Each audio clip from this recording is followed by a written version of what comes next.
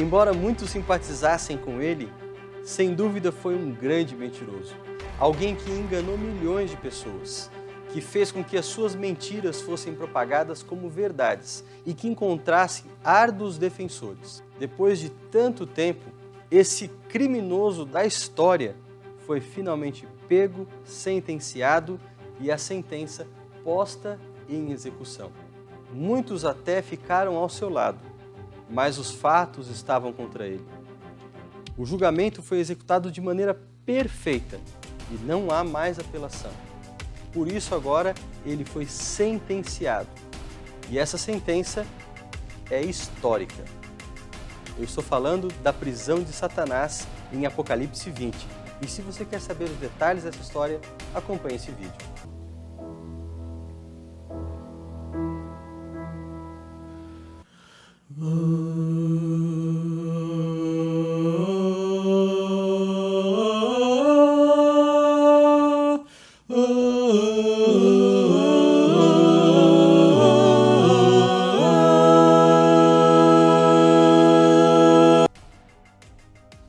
Se o Novo Testamento contribui para que compreendamos quem é Satanás e como ele age ao longo da história, sem dúvida alguma é no livro de Apocalipse que esses detalhes eles são ainda mais explorados. O livro de Apocalipse ele trata a respeito da disputa entre Deus e Satanás. E essa disputa ela envolve um embate cósmico. Desde Apocalipse 12 nós somos informados de como Satanás ele caiu lá no céu, desejando o lugar de Deus e convencendo outros anjos a comprarem a mesma briga que ele. Depois nós conseguimos ver a sua atuação por meio de poderes terrestres em Apocalipse capítulo 13. Todo o centro do Apocalipse explora essa questão da batalha entre o bem e o mal. Nós já vimos em Apocalipse 4 e 5, quando falamos do novo cântico, que Deus ele tem um trono. Aliás, esses são os capítulos do Apocalipse que mais usam a expressão trono, sendo que o Apocalipse é o livro do Novo Testamento que mais fala a respeito de tronos. Trono significa dominação. E no Apocalipse, tanto Deus tem o seu trono, como Satanás também tem o seu trono. E ele coloca esse trono como uma espécie de governo alternativo ao governo de Deus, tamanha audácia. Mas finalmente é no Apocalipse 20 que essa história começa a encontrar o seu desfecho, porque Satanás agora ele é sentenciado. E eu quero ler para você o comecinho desse capítulo, Apocalipse 20. Então vi descendo do céu um anjo que tinha nas mãos a chave do abismo e uma corrente pesada. Ele agarrou o dragão, aquela velha cobra que é o diabo ou Satanás, e o amarrou por 1000 anos. Então o anjo jogou o diabo no abismo e trancou e selou a porta para que ele não enganasse mais as nações até terminarem os 1000 anos. Depois desses 1000 anos é preciso que ele seja solto por um pouco de tempo. O Apocalipse fala então que Satanás seria preso durante 1000 anos e depois ele seria solto. Que 1000 anos são esses? Quando eles começam? Afinal, como podemos entender o que essa profecia está dizendo? Basta lembrar que no Apocalipse nós temos muitos símbolos e às vezes esses símbolos convivem com coisas que são literais. Em Apocalipse 4 e 5, por exemplo, que nós já estudamos, nós encontramos Deus e o Cordeiro, cada um no seu trono. Deus não representa nada, é o próprio Deus, tem que ser entendido literalmente. Aliás, o texto se refere a Deus ali como aquele que está assentado no trono, mas fica claro no contexto que se trata de Deus o Pai. É atribuído àquele que está assentado no trono a criação do mundo. Mas o Cordeiro é um símbolo para Jesus Cristo. É complicado você achar que tudo no Apocalipse pode ser entendido de forma literal, porque você teria que pensar que Deus tem ao seu lado um cordeiro, literalmente, um animal peludo, felpudo, bonito, que está lá balindo ao lado do trono de Deus. Isso seria ilógico, até mesmo risível. Por outro lado, não dá para acreditar que tudo no Apocalipse seja uma questão de símbolos, porque o cordeiro simboliza alguma coisa, mas e Deus? Simbolizaria o quê? Portanto, símbolos convivem com coisas que devem ser entendidas literalmente. E aqui no Apocalipse não é diferente. Você tem Satanás, que é uma figura literal, a Bíblia o trata como uma personalidade, você tem algumas das suas características ao longo da palavra de Deus. Por exemplo, Jesus mesmo fala em João 8, um capítulo que também nós já estudamos, que Satanás é um mentiroso e pai da mentira, que ele é um assassino e pai dos homicidas. O apóstolo Paulo fala da sua habilidade de se transformar em um anjo de luz. E agora o Apocalipse o apresenta como aquele que começou no céu uma rebelião contra Deus. Portanto, em Apocalipse 20, nós temos uma personagem literal, alguém que realmente existe e que é atuante nessa batalha entre o bem e o mal. Mas você tem uma expressão que é curiosa, a prisão de Satanás. Será que nós devemos entender a sua prisão de forma também literal? Se nós lermos um pouquinho adiante, os versículos seguintes vão explicar para a gente a partir de que momento a prisão de Satanás começa. E entendendo esses eventos, podemos também compreender melhor o tipo de prisão de que se está falando o texto. Qual é a natureza desse encarceramento? Acompanhe comigo. Vi também tronos, e nesses sentaram-se aqueles aos quais foi dada a autoridade de julgar. Vi ainda as almas dos decapitados por causa do testemunho de Jesus, bem como por causa da palavra de Deus. Tantos quantos não adoraram a besta, nem tampouco a sua imagem, e não receberam a marca na fronte e na mão, e viveram e reinaram com Cristo durante 1000 anos. O restante dos mortos não reviveram até que se completassem os 1000 anos. Essa é a primeira ressurreição. Bem-aventurado e santo é aquele que tem parte na primeira ressurreição. Sobre esses a segunda morte não tem autoridade. Pelo contrário, serão sacerdotes de Deus e de Cristo e reinarão com ele os 1000 anos. Muitas expressões que aparecem nesse versículo 4 fazem parte da batalha do bem e do mal e são melhor explicados em outros capítulos do Apocalipse. Se você vai, por exemplo, ao capítulo 13, você consegue compreender que as bestas, ali são duas bestas, a primeira que sai das águas e a segunda que vem da terra, são agências de Satanás, poderes, no caso da primeira besta, um poder político-religioso, e no caso da segunda, um poder político, que agem contra o povo de Deus. Essa segunda besta também é chamada no Apocalipse de falso profeta, porque ela se parece com um cordeiro, mas ela fala como dragão, ela tem algo que lembra Cristo. A sua aparência é de uma religiosidade cristã, mas ao mesmo tempo ela está a serviço de Satanás. Nós não temos tempo para explicar aqui o que são essas bestas, mas basta ter em mente que tanto elas como o próprio Satanás, que lhes dá poder, serão completamente julgados e destruídos. Mas o que nos chama a atenção nesse verso 4 é a recompensa daqueles que não se renderam a esses poderes. Esses vão reinar com Cristo durante os 1000 anos. De novo, nós temos o mesmo período, 1000 anos. Esse período só aparece aqui no Apocalipse.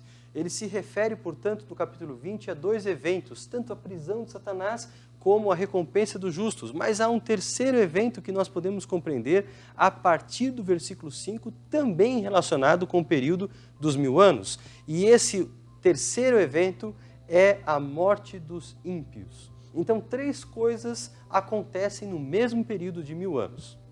A prisão de Satanás, a recompensa dos justos e, ao mesmo tempo, o período em que os ímpios estarão mortos. Aliás, os versos 5 e 6 nos fazem entender que esse período de 1000 anos ele separa duas ressurreições, a primeira e a segunda. E o verso 6 ele é ainda mais exortativo, ele demonstra que são bem-aventurados, felizes os que fazem parte da primeira ressurreição, reforçando a ideia aqui de que esses serão recompensados. Se você coloca essas informações ao lado de toda a cronologia bíblica dos eventos finais, fica muito fácil de compreender o que está sendo falado. Paulo, por exemplo, tanto em 1 Coríntios 15 como em 1 Tessalonicenses capítulo 4, fala a respeito da ressurreição dos justos. A ressurreição ela acontece no exato momento em que Jesus volta à terra. Paulo diz que nós não precederemos aqueles que dormem, porque os mortos em Cristo ressuscitarão primeiro ao soar a trombeta de Deus e ouvida a voz do arcanjo. A ressurreição acontece e em seguida, tanto aqueles justos que ressuscitaram, como aqueles justos que estavam vivos, se encontrarão com o Senhor nos ares. Paulo usa aqui a expressão arrebatamento. Não tem nada que ver com um arrebatamento secreto, porque esse arrebatamento ocorrerá por ocasião da segunda vinda de Jesus, um evento que o Novo Testamento descreve como glorioso. Jesus virá com seus anjos, acompanhado de todos eles nas nuvens dos céus com poder e grande glória. Perceba, portanto, que o arrebatamento se dá nesse contexto, um contexto da segunda vinda de Jesus que é extremamente público, porque todo o olho verá. Mas 2 Tessalonicenses também nos fala que no mesmo evento em que Jesus ele retorna a essa terra, os ímpios também são julgados, pelo menos de forma temporária, porque eles morrem ante a glória do Senhor Jesus. É curioso porque o texto ali descreve que o mesmo evento é alegria para os salvos, como também juízo, condenação para aqueles que não aceitaram a mensagem de salvação. Ao reunir essas informações de Paulo com aquilo que nós acabamos de ler no Apocalipse, fica mais fácil entender o quadro completo. O que a Bíblia está descrevendo é que quando Jesus voltar, se inicia o milênio. Esse período de 1000 anos, ele tem início então com a primeira ressurreição, aquela onde apenas os justos que morreram, os justos de todas as épocas, eles retornam à vida. Agora, justos, tanto os que acabaram de ressuscitar, como aqueles que estavam vivos aguardando Jesus, receberão a sua recompensa subindo para o encontro com o Senhor nos ares. Isso porque os injustos que estavam mortos continuarão mortos e os injustos vivos morrerão. Portanto, a terra ficará completamente deserta. Não haverá nenhuma pessoa aqui. Os justos, todos eles, estarão com Jesus. Estarão no céu conferindo os julgamentos de Deus, o que é um outro detalhe muito interessante que nós não vamos ter tempo para entrar agora. Mas os injustos estarão mortos. Com esse quadro, o que fará Satanás? Veja que Satanás, durante a sua estada aqui na terra, em que tentou estabelecer o seu reino em oposição ao reino de Deus, ele perseguia os justos e usava os injustos. Ele não vai poder agora perseguir os justos porque estarão vivos no céu. E também não vai poder usar os injustos porque estarão mortos. Se a atividade toda de Satanás era tentar as pessoas, era usá-las, fazê-las cair, se afastar de Deus, qual será a sua atividade no milênio? Praticamente nenhuma.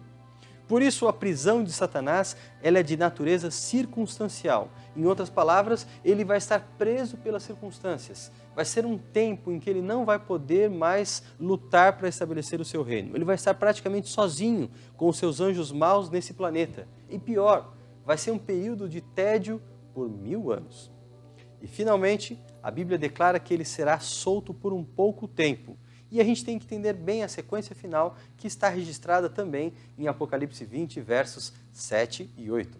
Quando, porém, se completarem os 1000 anos, Satanás será solto da sua prisão e sairá a seduzir as nações que há nos 4 cantos da terra, Gog e Magog, a fim de reuni-las para a peleja. O número dessas é com a areia do mar.